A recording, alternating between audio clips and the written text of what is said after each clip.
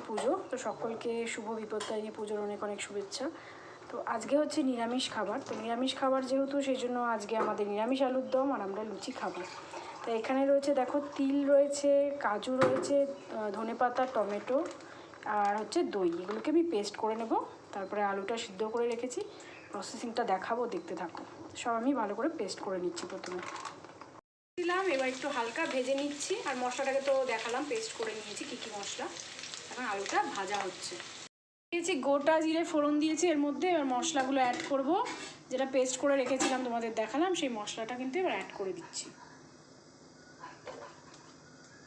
সুন্দর মশলা হয়েছে, সব বাটা রয়েছে এর মধ্যে। আর এখানে দিচ্ছি এখন হলুদ গুঁড়ো পড়বে, জিরে গুঁড়ো পড়বে, আর সামান্য একটু কাশ্মীরি মির্চ দেবো যাতে রঙটা হওয়ার জন্য, ঝালটা চাইছি না। তো তোমরা কাঁচা লঙ্কাও কিন্তু অ্যাড করতে পারো এর সাথে, কিন্তু কাঁচা লঙ্কা বাটা কিন্তু রয়েছে। তো এবার একটু কাশ্মীরি মির্চ দিয়ে দিচ্ছি, এই দিয়ে দিলাম কাশ্মীরি মির্চ। এবার এটাকে ভালো করে কষিয়ে নেব। পুরো নিরামিষ রান্না যেহেতু আজকে, কিন্তু সবাই করে, জানি না কাদের কি নিয়ম। এখন এটা নাড়াচাড়া করে নেব। আর আজকে যেহেতু বিপত্তারিণী পুজো, জানি না কাদের কী নিয়ম, বাট আমাদের নিয়ম হচ্ছে মানে লুচি খাওয়া, 13টা লুচি খায়। তোমাদের নিয়মও জানিও।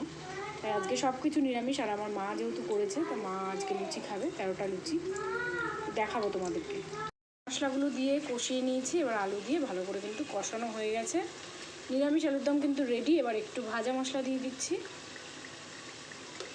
তো তোমরা আজকে কে কীভাবে দিনটা আজকে পালন করছো একটু জানিও, আর কে কী খাবার খাচ্ছ আজকে নিরামিষের দিনে, তো এটাও জানিও। এটা নিরামিষের কিন্তু একটা খুব ভালো রান্না, তোমরা ট্রাই করে দেখো। এবার দিচ্ছি গরম মশলা। চলো এবার এগুলোকে মিশিয়ে নামিয়ে নেবো। আলুর দম প্রায় রেডি। চলো আজকের মতো সবাইকে টাটা, আবার একটা নতুন রেসিপি নিয়ে হাজির হয়ে যাব।